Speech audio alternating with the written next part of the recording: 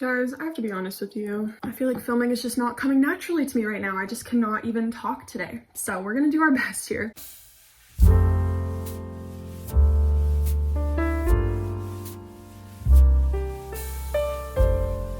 Hey guys, what's up? Welcome back to the channel. If you're new here, my name's Zoe and I'm so happy that you clicked on today's video.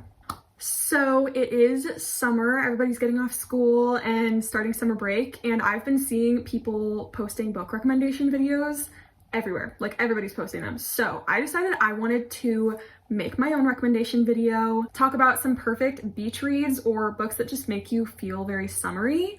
And some of them are pretty popular and others I have genuinely never heard talked about on BookTube or very rarely. So I carefully picked all of these books out. I have like 20 to 25 books here, kind of a lot, but I want to give you all the different recommendations. I have several different genres. I have YA and adult, everything. It is a little gloomy outside, which is kind of disappointing because I wanted it to be like really summery and bright in here, but to replace the sunny weather, I turned on a little summer ambiance on my TV, so we can just pretend that it's nice outside, pretend it's super sunny and warm today.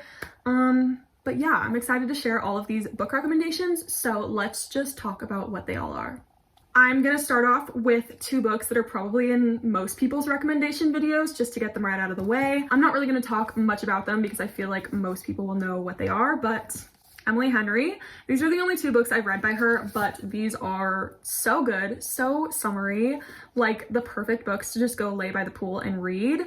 This one is about two authors who were college rivals and then end up becoming neighbors, and they decide to try and write a book in each other's genre and kind of challenge each other. It's a romance, it's so cute. This one is about a couple who has broken up, and every year their friend group goes on this vacation in Maine, and this year they don't want to tell their friends that they're broken up because they don't want to spoil the trip. So it's kind of a fake dating, you have second chance romance, forced proximity, so much good stuff. Both of these are just perfect summer books and they make me so happy. So if you haven't read these yet, I would recommend. Emily Henry is just so great at writing happy summer books, but they're gonna probably break your heart a little bit too, but they're just so good. Next, we have another really popular one, just trying to get those out of the way a little bit, but we have Every Summer After by Carly Fortune. This is sort of Love in Other Words in a different font. It's like the same type of story. It takes place at a lake in Canada. It's dual timeline, second chance romance. It's about Sam and Percy, and they grew up together, spending the summers together, and then some big thing happened that broke them apart. And then they end up reconnecting at the lake house for something that happens and kind of get a second chance at love. And it's really, really cute. I love this book so much. It's literally the perfect summer read. And you could read it in 1 or 2 sittings, so it's a perfect beach read. Highly recommend it if you haven't read it yet. Next, we have another adult romance. We have Love in the Time of Serial Killers by Alicia Thompson. This definitely seems like it would be more of a fall read, but it is actually set in the summer. It takes place like over July, 4th of July, all that stuff. But this is about a PhD candidate named Phoebe who has to move home for a little bit to clean out her dad's house after he passes away. And when she shows up at the house, this guy kind of appears out of nowhere and starts talking to her, and her brain just automatically assumes that he's a serial killer, but it turns out he's actually the next door neighbor. So she's a little bit nervous around him for a little while, but they actually end up spending some time together, connecting, and it's a really cute romance. I had a good time reading this one, and again, it would be perfect for summer. You could read it really quickly, perfect beach read, all the good things. Next, we have a YA thriller mystery that I have never heard talked about, but I thought it was so good. We have I Killed Zoe Spanos by Kit Frick. This is such a good book. It's really quick, short, perfect for the summer. And it's actually set during the summer. It's about this girl, Anna, who goes to babysit for this family in a small village that kind of is set like at the beach. And she gets there and everybody is shocked because she looks just like this girl who's gone missing named Zoe Spanos. And Anna feels for some reason like she's connected to this missing person, like she knows what happened. So she kind of spends the summer digging around trying to figure out what happened and get to the bottom of the mystery. And this one's really fun because there are transcripts of a podcast in it. I'm trying to find some. In between chapters, there's like little podcast chapters where you get to read transcripts of a podcast called Missing Zoe. And I think that's so fun because I love any book that has any other type of media in it. So that added just like a really fun element to it. And this was the perfect summer read in my opinion. Next, I have the queen of YA summer reads. She is so good, Morgan Matson. I actually chose 3 of her books because I could not pick one, like simply could not. So I'm gonna start with my favorite one. We have The Unexpected Everything by Morgan Matson. This is about Andy who gets a job walking dogs for the summer, and she ends up running into this guy named Clark. She meets him while she's walking dogs, and they have kind of like an awkward meeting, kind of just go about their day, go off on their own. And then they end up meeting again and kind of connecting and falling in love. And this is so cute and summery. It has friendship dynamics, it has first loves, it's coming of age. It's just the cutest YA summer book, and it's one of my favorite books ever. And then we have one that's a little more sad, but it has the most perfect summer setting. We have Second Chance Summer by Morgan Matson. This is about Taylor, whose family used to spend their summers at this lake house, but they haven't gone back in several years, but they're going back for one last summer now because her dad is actually really sick and they want to have one last family summer at their lake house. So if you're not looking for something sad, I would say don't read this right now. But if you think you can handle it, I would recommend this because it is so good. It definitely made me shed some tears, but it's the most perfect summer book. It's set at the lake house. They spend time at the beach, they go swimming, they do all the summer activities, and it is really sweet. And as per usual with Morgan Matson books, there is some summer love, it's coming of age. It's just so good. And then I chose one more Morgan Matson book. I chose Since You've Been Gone. This one's actually more of a friendship book than it is romance. This is about Sloane and Emily. They are best friends, and then Sloane kind of goes missing and Emily doesn't know what happened, but she finds this list of 13 things to do that Sloane left for her to kind of help her get out of her shell, like picking apples, kiss a stranger, go skinny dipping, things like that. And Emily has to complete this list and along the way try to find Sloane. And it's so summery, so good. All of these books are literally just like the perfect summer books. I don't know how many times I can say that, but they really are. And I would highly recommend it, especially if you haven't read a Morgan Matson book. These are a great place to start. And then we have a YA romance. We have The Summer of Broken Rules by K.L. Walther. I'm sure a lot of people have read this one, but I couldn't not include it because it's one of my favorite summer books. This is about Meredith, whose family every year goes to Martha's Vineyard for this kind of family reunion for a week. And this year it's a little bit different because Meredith's sister Claire passed away. So the family's kind of grieving and having a really hard time with kind of coming back into the world and joining in on normal activities again. But this year, one of the family members is getting married, so they are determined to make the most of this trip and have a good time. It does have some grief in it, but it also has some summer love. It has a game of assassin, which is so fun. It has kind of coming of age a little bit. It's just a really cute, sweet romance. I think you could definitely fly through this one and have just the best time. Also, one of my favorite summer covers, so freaking cute. If you haven't read it yet, I would highly recommend adding it to your summer TBR. And then we have one more really popular summer read. We have We Were Liars by E. Lockhart. I don't want to say too much about this one because if you haven't read it, it's best to go into it blind. But basically, it's about the Sinclair family who every year spends their summer on this private island off the coast of Massachusetts. And this summer, the family has a lot of secrets, and oh my gosh. The most giant bug just flew on my window. Oh my gosh. Anyway, in this book, you're kind of trying to figure out what exactly the family is lying about, figure out what's going on, and the plot twist at the end shocked me. I thought it was so crazy, so good. And then if you have read this one, I would recommend reading the prequel, Family of Liars, but definitely read it second because it would spoil some things in here.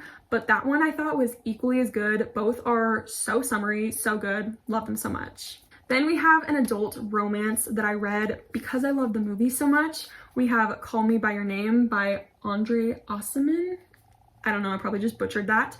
But this is about summer love set on the Italian countryside. It's a little bit of an age gap romance. I guess you could say it's forbidden love, but it is so good. The writing is so beautiful. I just love this book so much. I listened to the audiobook while I read it, which was actually read by one of the actors from the movie and had the best time. So if you love the movie, I would highly recommend reading this, especially for June because it's Pride Month. You definitely feel transported to Italy, the Italian countryside. It's just so good. It is literally the perfect summer read, and it's super short, so that's great. Next, I have another book that I've never heard talked about on BookTube, and it's another one that is perfect for Pride Month.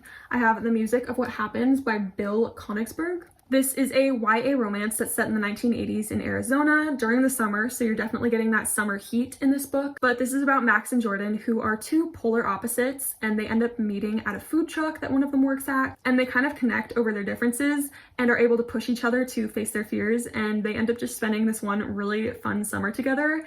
And I just thought this was such a sweet book. It's very, very summery. It just made me feel transported to Arizona, even though I've never been there. You could definitely feel the summer heat coming off of these pages, if that makes any sense. And I thought this was such a fun read, so I would highly recommend this one. And then we have 3 interconnected standalones that I think were literally written to be read during the summer. We have Love and Gelato, Love and Luck, and Love and Olives. All of these are perfect summer reads. They're really short YA romances with some family dynamics added in there. They are so cute, super quick reads because the font is huge. They're YA, you just fly through them. And they make you feel like you're going on vacation because each one takes place in a different country. So while you're reading them, you literally feel like you're transported to Italy, Ireland, or Greece. And I just personally think these are so great. Perfect summer reads. I would highly recommend them. And then I have a nonfiction book. It's by John Green. We have The Anthropocene Reviewed. This is a collection of essays by John Green, and I honestly didn't know what to think about this one going into it, but it was so good. It was really insightful. You kind of got to learn a lot from John Green and see a lot of life from his perspective. And I just think this would be a really good one to read by the beach, by the pool, whatever, because it makes you think, but it's also one that leaves you feeling really thankful and grateful for life. So I just think this one's really good. Yeah. Then I have a collection of short stories. I have Summer Days and Summer Nights. Each story in here is written by a different author, and some of them are really popular ones right now, like Lee Bardugo and Stephanie Perkins. But this one is really cute because, as I said, it's just 12 different stories, and each one is like 50-ish pages, so you can like read one a day. That's what I did, and they each just are very summery, very cute. It's YA, they're all romances, I believe, and I just thought it was really sweet for summer. Definitely some stories are better than others. I found myself wanting to skip through some of them, and I did skip 1 or 2, but overall I thought it was a really cute book for summer, and I think it would be perfect just to kind of read if you're looking for something really short and quick. And then I have a book that I don't know how many people are actually going to take this recommendation, but it is such a good summer read. I have It by Stephen King. This obviously is a brick. It's like 1,200 pages or something like that. But it's so good for summer. I do know that it has some very questionable things that happen in it. There is one scene specifically towards the end that should not have been written, but overall, it's such a good book for summer. It's scary, it's summery, you follow this group of kids. I love the characters in this book, and this one, for me personally, is very nostalgic now. Like, it makes me nostalgic for summer when I read it, because I did read it for the first time during the summer. So I'd recommend this if you haven't read it. I'm not gonna recommend any other Stephen King books because a lot of them are so long, but if you were gonna read one, I literally just hit myself in the head with this book. If you're gonna read one book by him during the summer, this is the one that I would choose. And then I just have a couple books that I don't have the physical copy of, but I would highly recommend.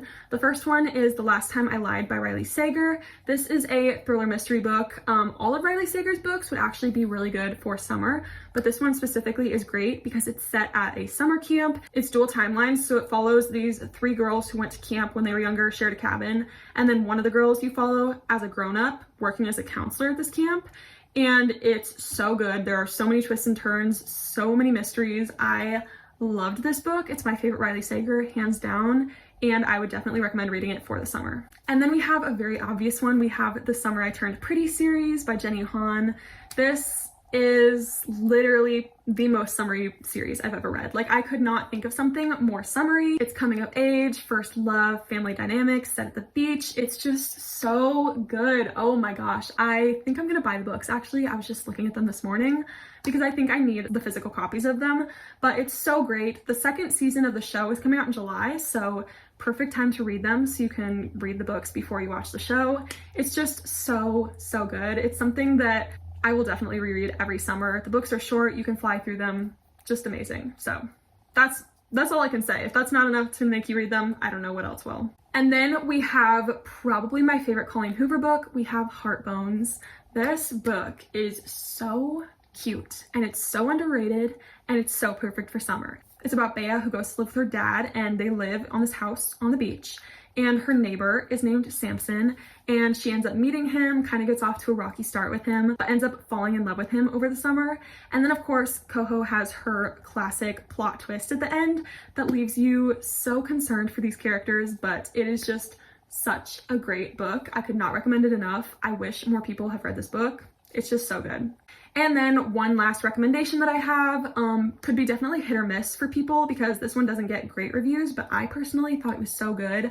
I have One Italian Summer. This is the same author who wrote In 5 Years, which personally I did not like that book at all, but I loved One Italian Summer. It's about this woman who has planned to go on this trip to Italy with her mom for years because her mom spent a summer in Italy when she was younger and she wanted to take her there and kind of show her around all the places that she hung out. But then her mom passes away. So this girl ends up going on the trip anyway to kind of honor her mom. And when she gets there, some weird magical realism thing happens and she ends up actually getting to meet her mom as her younger self and get to know her. And it's just really summery. It's set in Italy, which is like my favorite place. I love reading any book that's set in Italy. And it's just such a good time. It's very sweet. It's about a mother-daughter relationship and it definitely tugs at your heartstrings. So I loved that book so much. So I actually lost count. I don't know if that was all the books that I planned to talk about or not, but I think it was. Either way, you should have a good number of summer recommendations now. All of these books, as I said, are so perfect for summer. I love all of them and I would highly recommend all of them if you haven't read them. So if you have any books that you think are perfect for summer, I would love to hear about it. Because I'm always looking for more recommendations. If you want to like, comment, or subscribe, feel free to. It helps me so much. Also, if you want to be friends, all of my socials will be linked down below. So that was the video. I hope you enjoyed it, and I will see you in the next one.